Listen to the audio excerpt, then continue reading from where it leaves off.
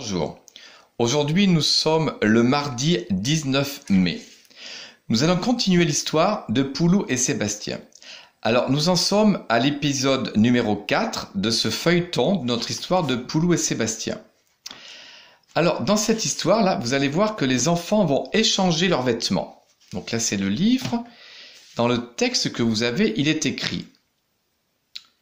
Puis la bougie s'éteint. Poulou dit « Tu n'as pas froid ? Prends mon pullover ». Ce mot pullover. Alors autrefois on disait un pullover, maintenant on dirait que pull. Prends mon pull, tout simplement. Mais dans le texte, il est écrit pullover. Parfois, comme ça, dans les textes, il y a écrit des mots. Voilà, des mots qui ont été utilisés. Et en fait, ce qui est important de comprendre dans cet épisode, c'est que les enfants vont changer de vêtements. C'est très important pour la suite. Voilà, vous lirez bien le texte, vous allez colorier la phrase qui va correspondre avec l'image que vous allez coller en face. Après, nous allons avoir un travail sur la compréhension du texte. Alors aujourd'hui, nous allons travailler sur les points, la phrase et les mots. Alors, vous relirez ce texte et il est écrit « Tu entoures les points en rouge ». C'est ce que nous allons faire. Alors, pour entourer les points en rouge, je prends chaque phrase comme ça et je les suis. Voilà. J'entoure les points en rouge. Voilà.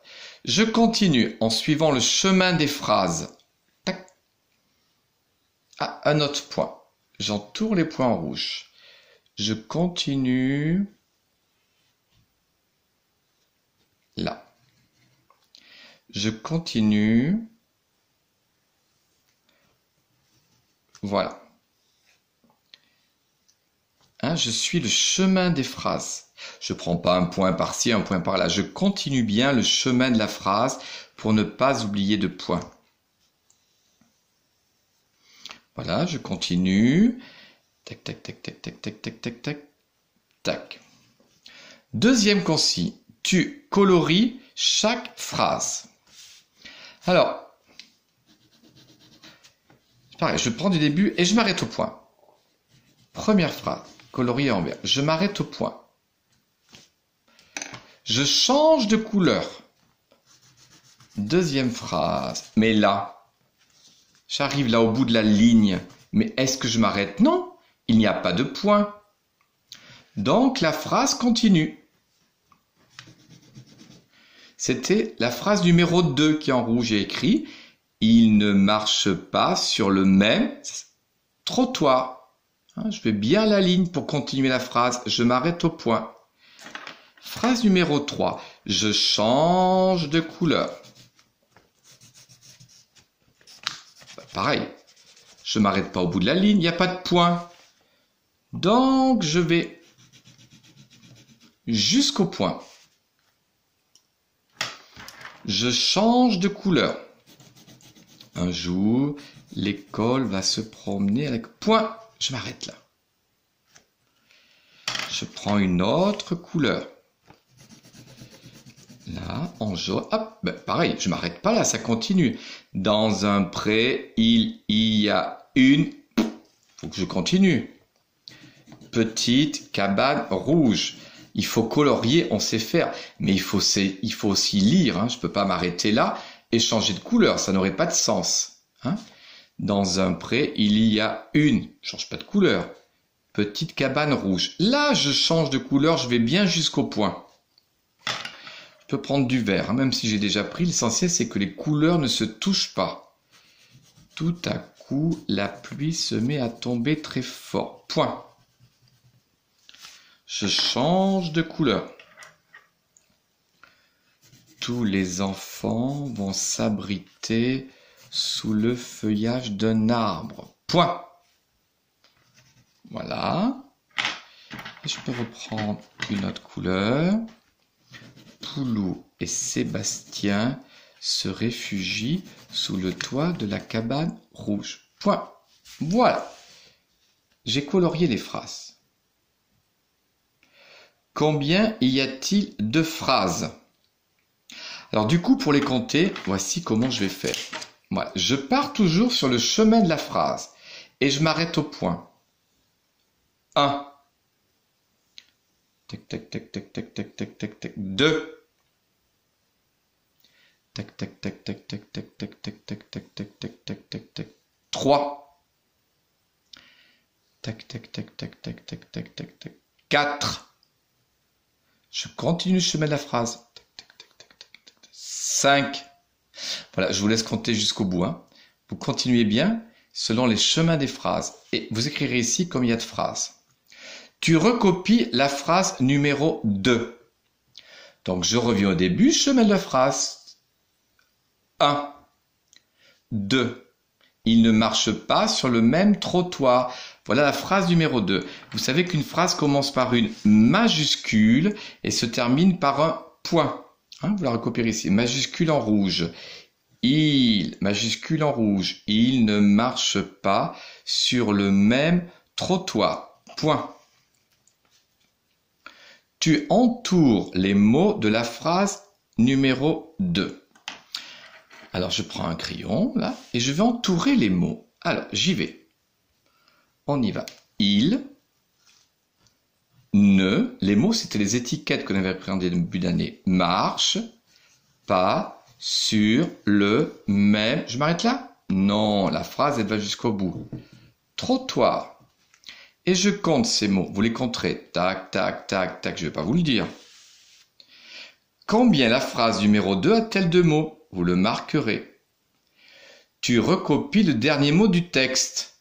Ici, vous avez le texte. Premier mot, c'était Poulou. Et le dernier mot, je peux même l'entourer. Vous le recopierez. Voilà. En dessous, on sait faire. Tu réponds par vrai ou faux. Hein, vous écrivez en attaché le vrai ou le faux. Bon, si je ne sais plus, je peux toujours relire le texte. Il est toujours présent. Voilà. Maintenant, on va revoir les sons yeux. Alors, pour les sons yeux, vous pourrez revoir la vidéo des sons yeux une dernière fois.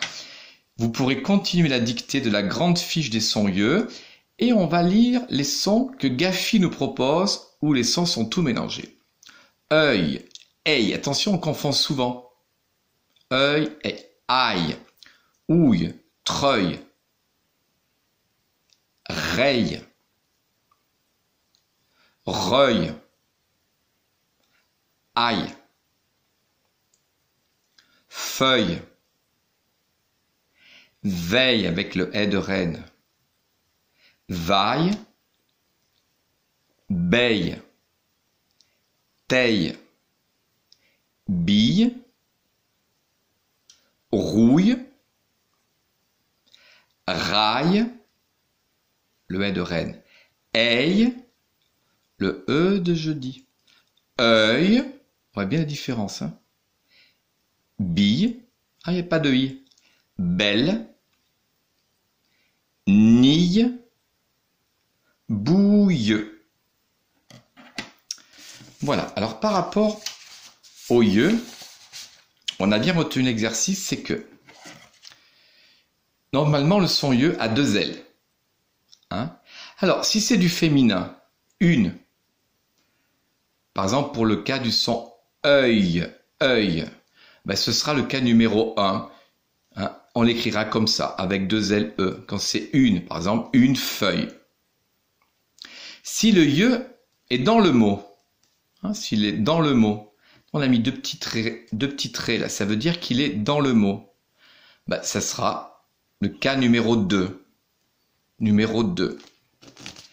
Attention, si le yeux est à la fin du mot et au masculin, fin du mot au masculin, c'est le cas numéro 3, un L. Je vais m'entraîner avec œil, œil, œil. Féminin, dans le mot, à la fin du mot masculin. Une, si je vois une, ben là, une, j'hésite pas, il n'y a même pas à réfléchir. Une, c'est le cas numéro 1. Une feuille. Un, ah, je réfléchis là, un. Attention, hein. Mais c'est au milieu. C'est au milieu. Donc si c'est au milieu, ça sera un feuilleton. Du coup, je mettrai un E là. Feuille, ton. 2 L. Le, ah, c'est du masculin. Où est le yeux? Ah bah il est au milieu, donc si au milieu, il n'y a pas de danger. C'est 2 L, au milieu 2 L. Toujours 2 L quand c'est au milieu. Le feuillage des arbres. 1. Ah, dangereux, 1. Où est le yeux? À la fin. Oh, là, c'est le cas numéro 3. Masculin, à la fin. Un chevreuil, le cas numéro 3. 1. Oh, dangereux, 1. Où est le yeux? À la fin. Cas numéro 3. Un fauteuil. 1. Dangereux. Où est le yeux? À la fin. Un écureuil. Cas numéro 3. Voilà. En mathématiques, nous recommençons sur les problèmes. Alors, je lis 2 fois le problème. On se rappelle bien de la procédure. Je ne peux pas commencer si je n'ai pas trouvé le signe plus ou moins. Deuxièmement, j'entoure les nombres qui vont me servir à calculer, à répondre à la question. Je vais bien jusqu'au bout, hein. Je ne suis pas pressé. Tu vois, là, il y en a 3. Et après, je colorie en jaune la question. Voilà. Et maintenant, je peux faire le problème. C'est facile, on a presque tout fait. Dessin. Bah, si c'est un plus, hein, je dessine encore et encore, les 3 nombres. Opération. Bah, j'écris tac, tac, voilà. Et je pose mon opération. Réponse. Je me sers des mots de la question. Combien Julien a-t-il de billes maintenant? Tout simplement, Julien a le résultat, ce que j'ai trouvé, a billes. Voilà, pareil ici, d'accord? Je cherche tout de suite si c'est plus ou moins. J'entoure les nombres, je colorie en jaune et je vais écrire dessin, opération, réponse. Voilà. Je vous souhaite une bonne journée.